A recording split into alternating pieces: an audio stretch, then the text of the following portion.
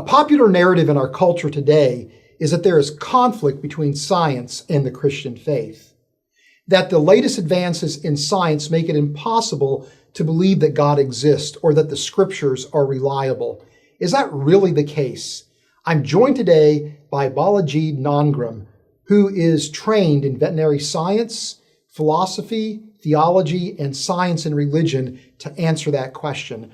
Bala, if someone would say to you, there's conflict between science and Christianity, how would you respond? That's a very good question, and we keep, getting this question asked in different contexts, especially in the context where I speak very regularly. But from a Christian perspective, I believe that the Bible has given to us two books. From the Bible, we know that there are basically two important revelations that God has given, two books. One is what we would call as a general revelation, in which we see God's fingerprints being revealed in the nature. And on the other hand, we have what we believe to be special revelation, which is the Holy Scriptures, that is God revealing His will to mankind. And so these are the two important books. And I believe that these two important books are being written by God Himself, who's the author. So if God is the author of these two books, I believe from the Christian perspective that there ought not to be any contradiction. After all, it was Francis Schaeffer who said that all truth is God's truth. And so if God is the author of both of these books, then there ought not to be any conflict. Now, what if somebody has the perception of conflict? Let's say that they believe Scripture is teaching the earth is young, but yet science is measuring that the earth is old, or Scripture teaches that God has intervened to work as a creator, but yet science says life evolved. How would you handle those kind of apparent conflicts? I think one of the important things that we need to note is this, that when you look at general revelation, and that is where man's interpretation of nature or study or the investigation of nature in general leads to what we know today as the scientific enterprise.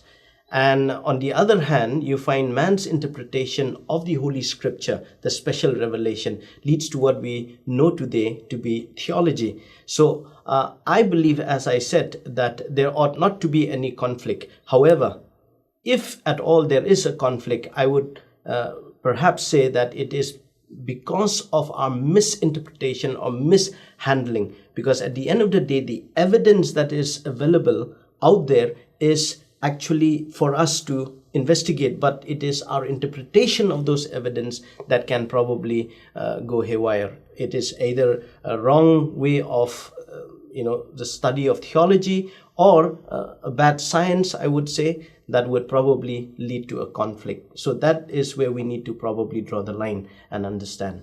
Okay, now, one of the things that I think is interesting to me is that so many people feel like scientists have objective truth, that when scientists are studying nature, it's just the evidence and they're just simply drawing conclusions from the evidence. But in my view, science is undergirded with quite a few assumptions, and scientists are bringing assumptions to the table. So the interpretation of the record of nature is never assumption-free.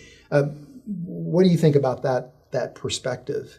Yeah, I think it's important to understand that even science as an enterprise has basically few important assumptions to begin with, which cannot be proven by the very enterprise itself, science itself. For instance, when you refer to the law of causality, it's an assumption, or the law of uniformity is equally an assumption that scientists basically have at the back of their mind before they venture out to probably investigate or study nature or the evidence that is available out there. So I think that is very important for us to remember. Well, and another assumption that I think really is very influential in terms of the scientific enterprise is this idea of methodological naturalism, that scientists are making an assumption that everything in the universe is going to ultimately be explained through some kind of mechanism, and that essentially orients science away from seeing